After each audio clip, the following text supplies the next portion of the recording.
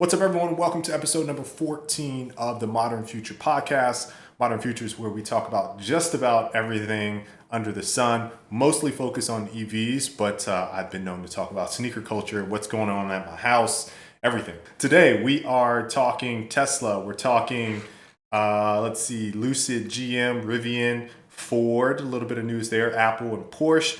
Those will probably be pretty quick, aside from maybe Rivian here.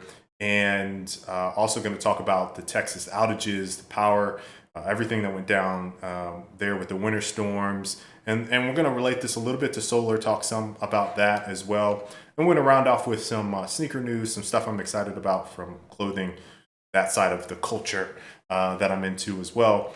So we'll go ahead and get started. Let's start with the meaty stuff with Tesla. First off, Tesla has been super busy since was about 2 weeks since episode number 13 with my brother. If you missed that episode, that's a long episode, but there's a lot of great content in there. I have a link down in the description to the entire playlist you can rewatch. But if you enjoyed this, leave a like, subscribe so you guys don't miss any more. Got to get those in. We're minute 30 in.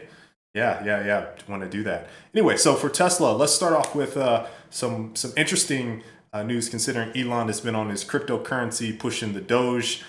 Tesla, while he's pushing Doge, Tesla buys Bitcoin. They invested 1.5 billion in Bitcoin, and they may eventually start accepting the cryptocurrency as a payment. Instead, they're doing it to diversify its cash and cash equivalent holdings. This is pretty fascinating news. Bitcoin, obviously, since that has been on an absolute tear since that investment. From a brand alignment side of things, this really makes sense to me. You know, you look at Bitcoin as a disruptor in the payment and fiat money world. Tesla's a disruptor in the auto industry and potentially the energy side of things. We'll see how everything pans out, but that's what people like me and others think. It's decentralized. This is not necessarily in a way that, at least from Bitcoin, it's not in the way that I think we sort of think about money, but it is decentralized for those of you that follow the crypto, and much like I say the erratic, no constraint personality that Elon has, it kind of fits their billing there. And this makes it interesting because they're really doing it. They're kind of a first mover in this regard. They're doing it before like an Apple or Google or someone else comes in and says, "Hey, we believe in Bitcoin." So, you know, if you're around in this moment, you get to say, "Well, Tesla was one of the biggest companies to ever do it, and they did it first, or they were one of the first, and they legitimized the cryptocurrency." I had this interesting, and this is like a tangent. I had this interesting thought about what Elon is doing as it relates to cryptocurrency, and dipping his toe a little bit in some stock discussions that not necessarily is related to Tesla, because Tesla's at a point now where I think it's going to be difficult to make a lot more money from Tesla, at least in the short term. Long term, I think when you talk about maybe 10 years from now, yeah, if you buy in now, their investment looks like it's trajecting in a way, has a nice trajectory in a way that I think would be impressive. But in the short term, if you are looking at places to make money, I think crypto is one where you can potentially make quite a bit of money. And I feel like Elon has this like secret agenda to make you money, so that you buy into Tesla and everything that he's doing, SpaceX, whatever that they're doing. And I really started to get fascinated by this idea the more he was talking about Dogecoin. Dogecoin, right? Like you can, if you were to buy into it, it's like pennies, right? So you can buy into it, and it's every time he's made some type of proclamation in the last couple of weeks, about whether he's saying he's buying or he wants other people, major buyers, holders of the stock, to sell so he could buy more.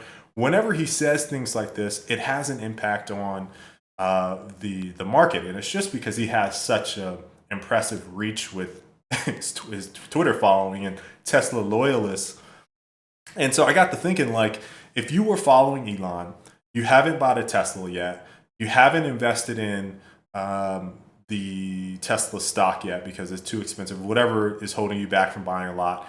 And he says buy Doge or buy Bitcoin or whatever it is. And you look at like, okay, the fractional shares of Bitcoin, these are super expensive, but let's say fractional shares, you buy into that or you buy into something like Doge or whatever in crypto, and you make a couple $100, or you make several $1,000s, or you make several tens of thousands of dollars, or lucky you, hundreds of thousands or millions of dollars based off of him saying a thing and knowing it will likely have an impact on the stock, at least with some of these. I think that if you follow the pattern, like he's kind of building this brand loyalty with folks that at the time that he says it, you get in, you get whatever money you can, and then you sell potentially, and you make some money, and then you go, man, Elon and Tesla's making me some money. You know what? I think I'm gonna return the favor. I'm gonna pay it forward. I'm gonna do something good for the environment.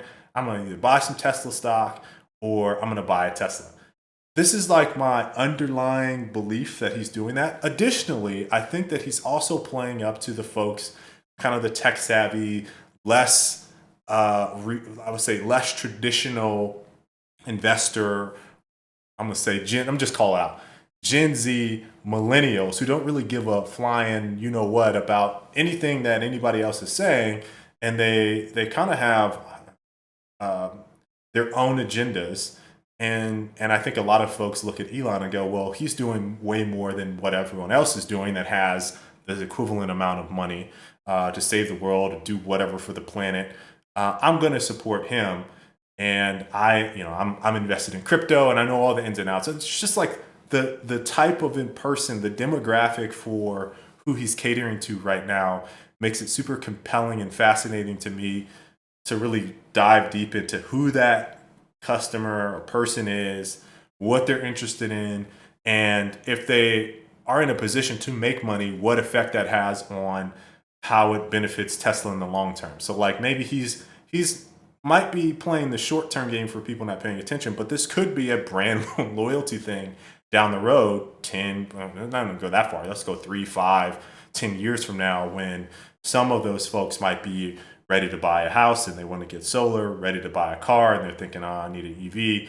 Whatever the case may be, they might look back on that and go, he made me some money. I'm gonna buy into Tesla. So that's a little bit of a tangent about what I've been thinking about with what he's doing, but I had to mention that right off the bat with the Bitcoin thing, and just paying attention to what he's been saying lately. All right, let's get back on track. China president for Tesla confirms a $25,000 Tesla model, the model whatever we're calling Model 2, Model 25K, Model Everyman EV. It will be designed in China and shipped globally. That was pretty big news. Maybe potentially the biggest to come out of Tesla. I would say here recently. Bitcoin was obviously splashy, but the most impactful I think is definitely this $25,000 Tesla. The other thing I think with that is the potential to have a sped up timeline, right? Like I think that Sandy Munro called it out, and as people of getting accustomed to Elon's new sandbag strategy, he's been saying something that's like a little undershot from where they actually are. I think Battery Day was a great example of that, all the things they talked about there. But with this lower priced EV, I think he talked about this being 5 years from now or something like that. But it sounds like this thing is going to be ready and possibly put into production in 2022, which is much faster than what he said. And if it comes to market in a pretty expedited fashion, I think we're going to see another uptick in folks getting Teslas and being on the Tesla train. Also out of China was regulatory questions about abnormal acceleration, which you've seen in the past, and battery fires. Again, some like fudster stuff that we've seen. I think it's interesting in China because the regulators there are obviously, it's China and things are much different, but it just didn't really seem to have an impact on anything substantial, but it's something that was also out there and that I was paying attention to. Also, for the global scene, Gigafactory India seems like it's all but a done deal. That will be the next, likely be the next Gigafactory. India's and they have 1 point whatever 4 or 5 billion people.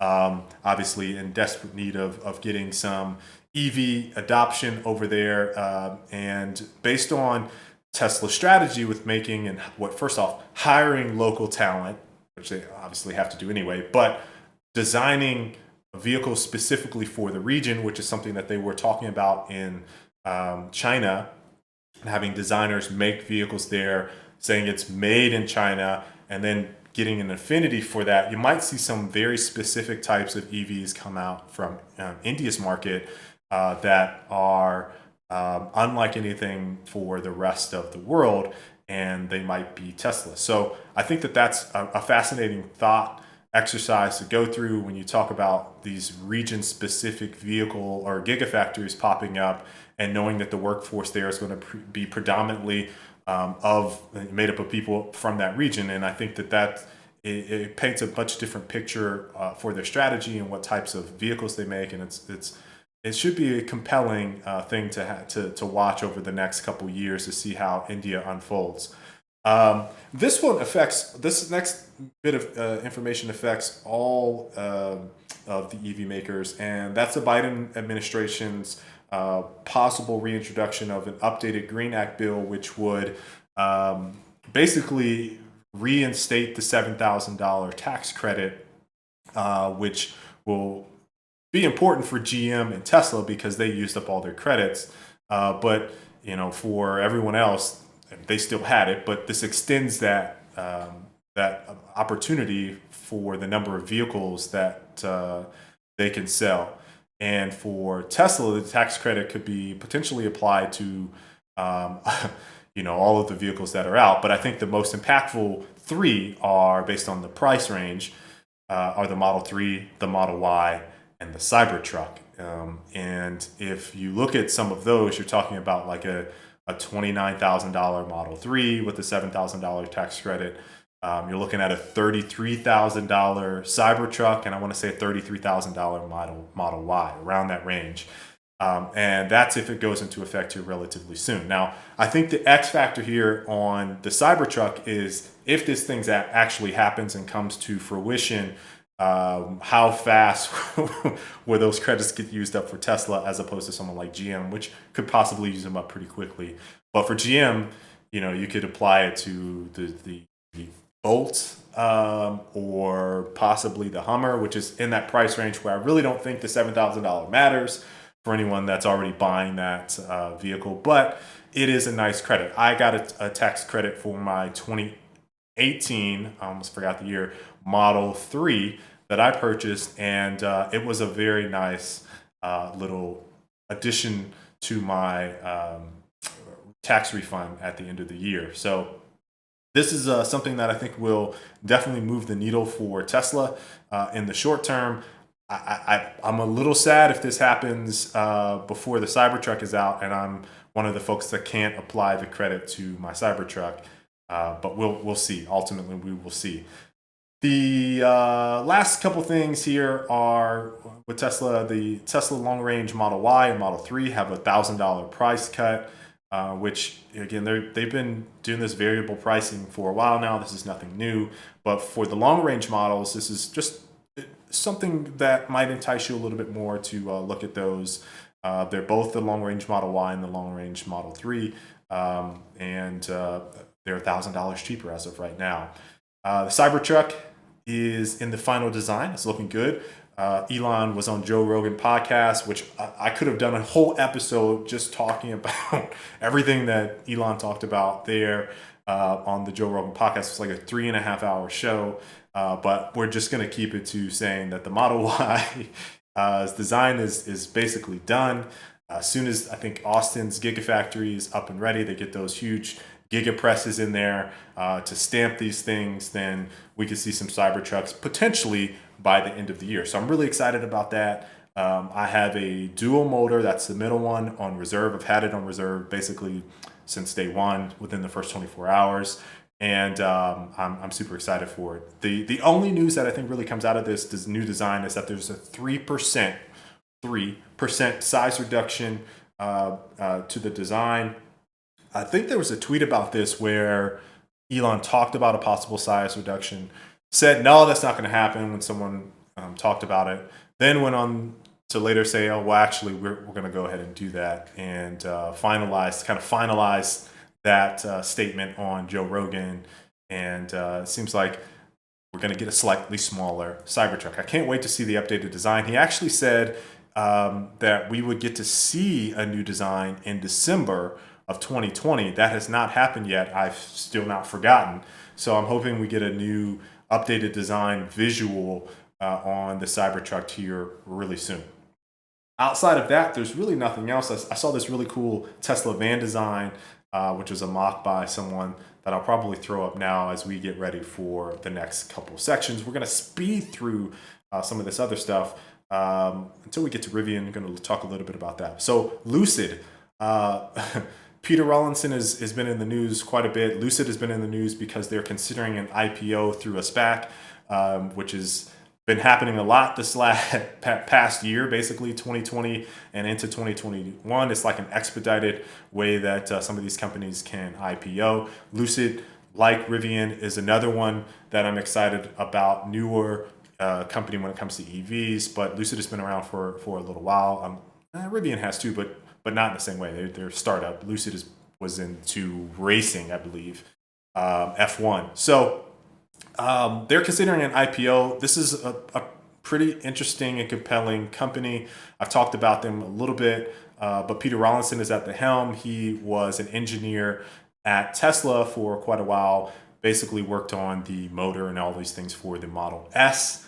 And for Lucid's Lucid Air Dream, I want to say that's right, and Lucid Air, they basically have a motor that utilizing current batteries is better performing than Tesla. So this thing is really interesting from a tech standpoint. Price is out of my range.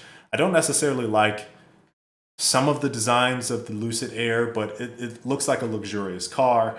This is a company that has my attention.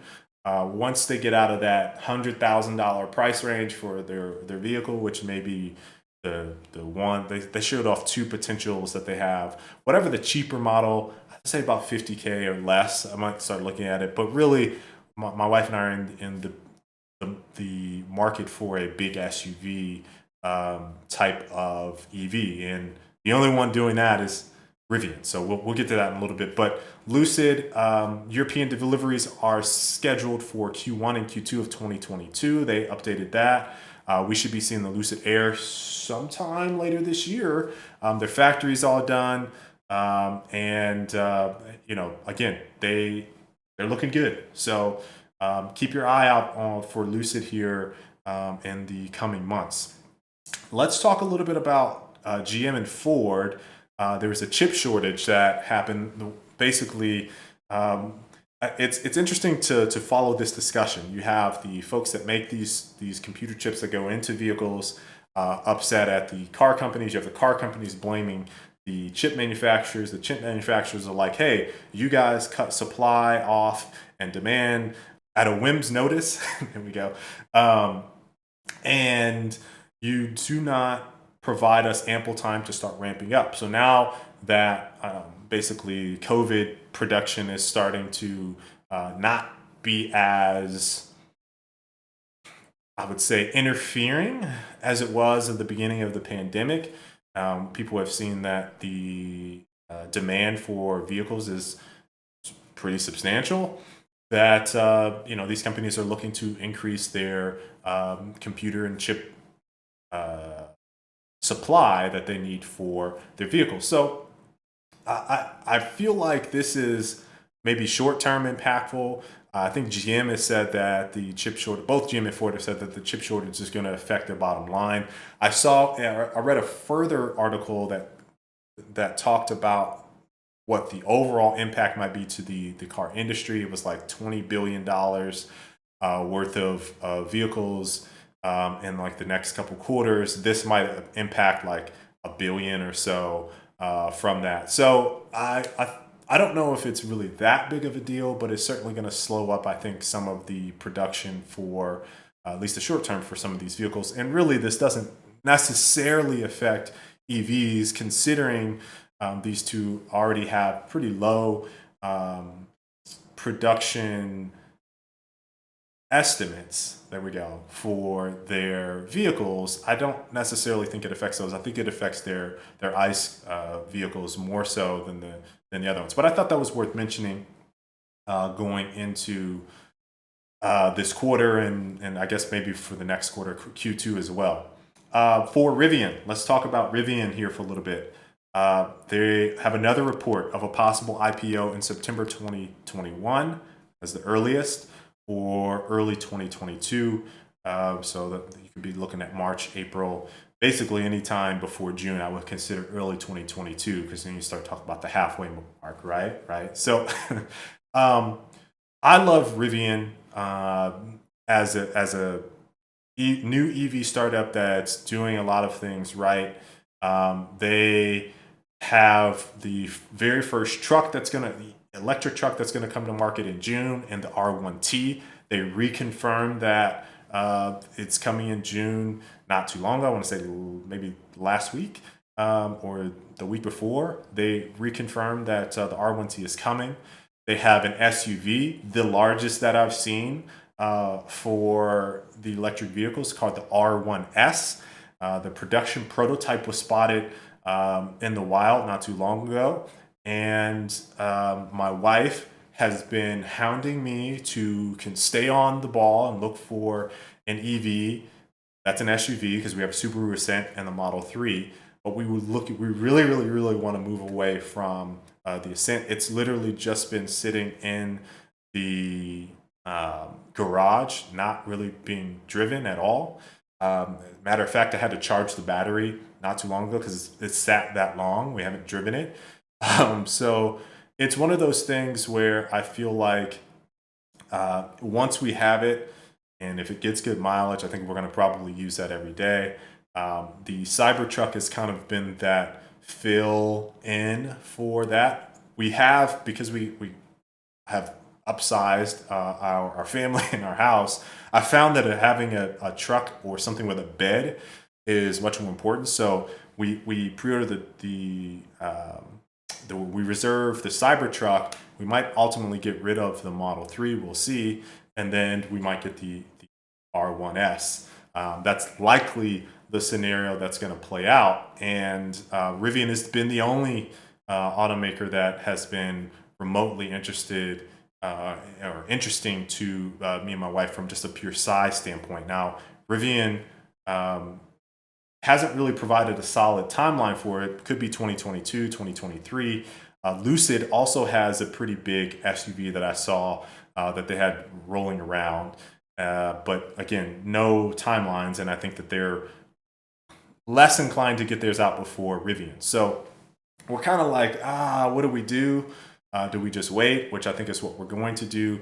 And as soon as we get the Cybertruck, we're getting rid of the Ascent, and we're just going to play it by ear there. So Rivian has me super excited. I can't wait to see what happens with their IPO. It is a company that I do plan on investing in.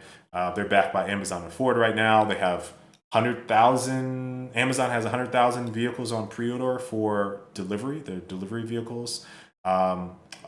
Ford, I can't remember what all is in the specifics around Ford. I want to say they're using some of their platform, the skateboard platform that Rivian has. There was something with Lincoln, but then that kind of was like, so I need to look up on the Ford investment again, what all that entails with Rivian. But the Amazon stuff is super exciting. And, again, from all of the other companies, I would say that it's Tesla for me, Rivian, then Lucid. And Rivian has me pretty excited.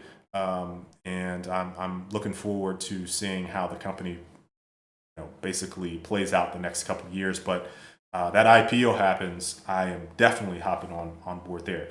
Last couple things, we got Apple is reportedly looking into LiDAR. That is surfaced not too long ago. Apparently, discussions with Nissan and Apple ended in a disagreement because they were worried about the branding. That also came out not too long ago. Apple is something that's super interesting to me. If we get some type of confirmation from one of their keynotes that the Apple car is coming, it's going to go bananas. And again, like I've said before, this will validate what Tesla's doing with their entertainment suite that they have going. The whole app scene is going to change. There's going to be a lot more app developers focused on vehicles as another alternative revenue source. I think it's the next gold mine for basically developers to make money, because once autonomy happens and you're not driving and you're letting the computer drive, you're going to have a lot of time to just do stuff inside of your car. So I think there's a lot of opportunity right there, and I'm super interested in it. Last thing I got to end on is something that just bothers me because it's just asinine.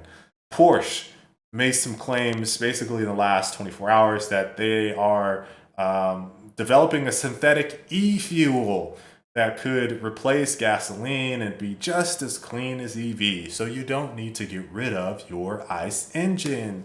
Yay! Oh my God, this makes me sick every time I see stuff like this. What about oil changes? What about all of the things needed to keep your engine clean that are nasty and dirty? They're going to replace all of that too? Look, I get it. They have to stay in business, have to keep keep the thing moving because they have so many people that they are employing. And the industry is going to continue to push back. We know this. We've seen this. It's time and time again. Every single industry that is disrupted, they try to fight. And this is just one more thing that Porsche is doing to try to fight, to try to stay relevant, to stay around, to keep jobs, and to make money. I just think that it is not going to play out. They do not have the headwinds that I think we're going in right now, just from government standpoint, all the regulation that's going into effect in countries all around the world. Just doesn't make sense to align this type of approach. But I hope they do it. They need to figure out the rest of the parts that require nasty, dirty fuel types and things of that nature to keep the car running. Makes me sad. All right, let's get to the Texas outages, because this is another meaty portion of the show. I'm going to talk a little bit about the winter storms that affected. Not going to dive too much into climate change, though. I think that at this point it's pretty relevant that this continues to happen and be impactful. You got obviously the polar ice caps melting, glaciers falling apart, and all of those things happening. And the hottest years on record, the last 4 years have been pretty ridiculous in terms of just overall heat and the world being hot. And now we have a cold snap in a place that never gets cold, Texas, where just this severe polar vortex swooped down and hit Texas, and they had freezing weather that was basically in the single digits. And as a result, power companies weren't ready, people weren't ready, and the grid overloaded and people were without power. Millions of people were without power for basically anywhere from a day to a week. Some folks are still without power. Places that have restored power, now there's flooding, bursted pipes, no clean water. It's just a mess in Texas. I donated some of my money to efforts going on there with food banks. I read this story about an 11-year-old boy that froze to death on Tuesday out in Houston. And, I was just pulling at the heartstrings there. And so that's the most I can do. I wish I could do more. I'll continue to as I get money in, try to help out folks in Texas. I lived in Austin for almost 4 years. I know I have a lot of friends there. I know people in that area that were affected by this, and some of them have ruined homes now. It's just bad. So one of the things I thought about with this is, do events like this push people to start owning their own power?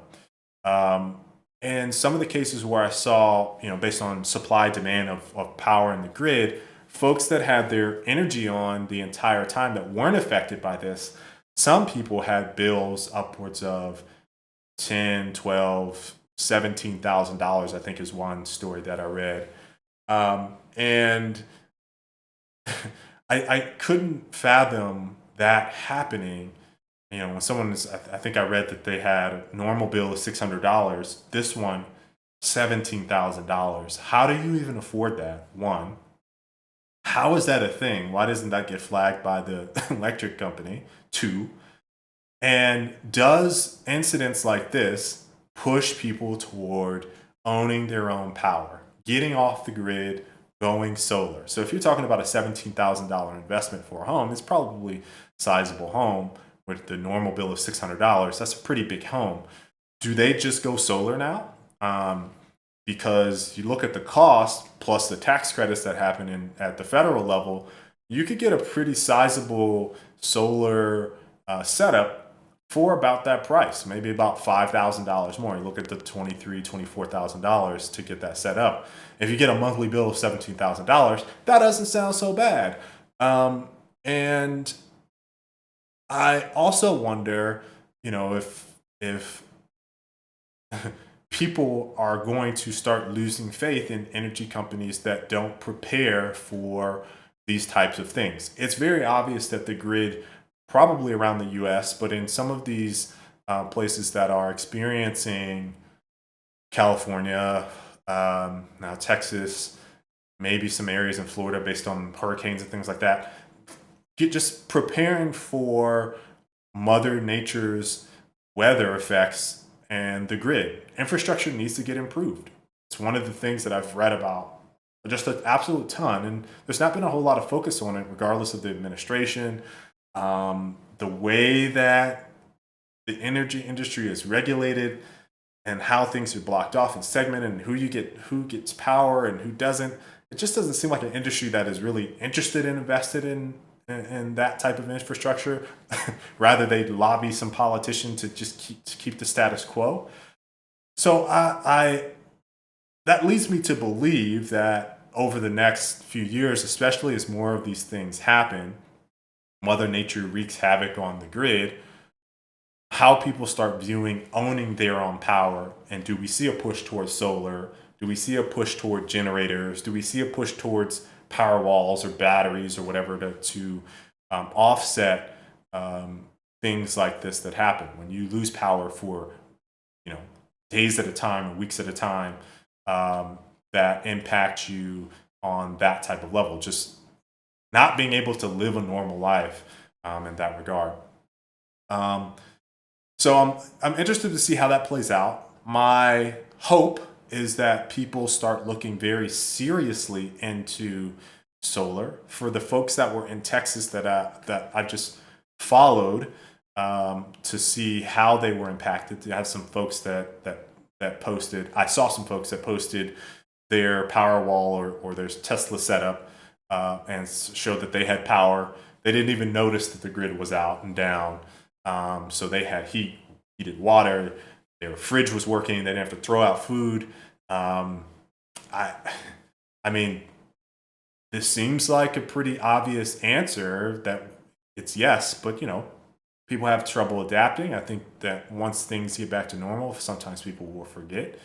And those that aren't, maybe they do a pretty big push to get solar. I showed my wife some of the things that were happening, and it reinvigorated our discussion around going solar, getting power walls, or some type of battery backup system, in the event that we get hit by a hurricane.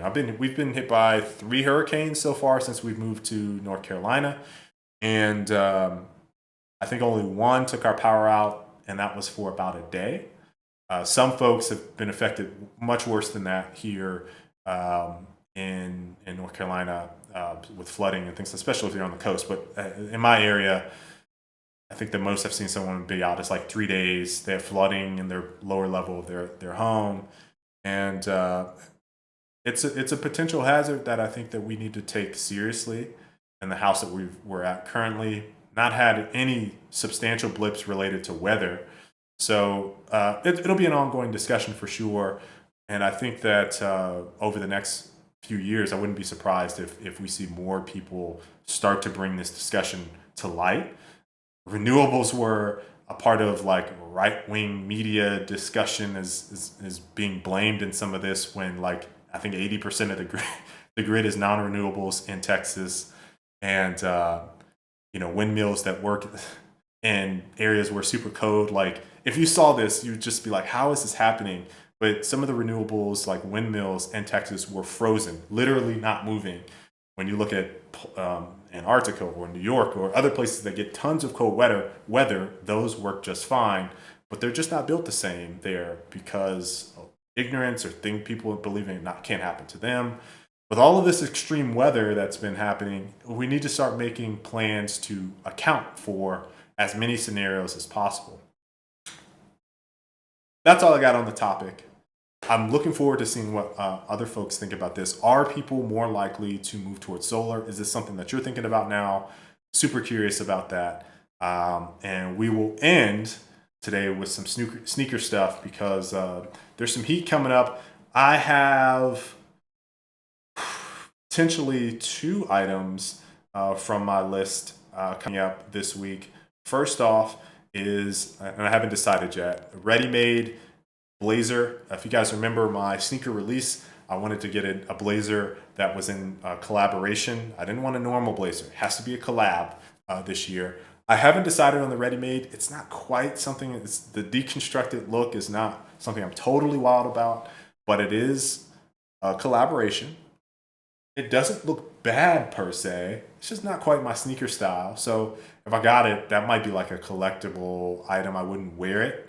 And I don't like doing that. There's really only a couple shoes that I consider collectors that I wouldn't wear. If I buy shoes, I wear them. So that's something that's supposed to come out. I want to say the 27th. That's Saturday. Also Saturday, we have the Jordan 4 Topes. I have kind of grown on these a little bit. I don't know if I'm going to buy them or not. A lot of folks are comparing these to the Travis Scott's Friends and Family. They look similar.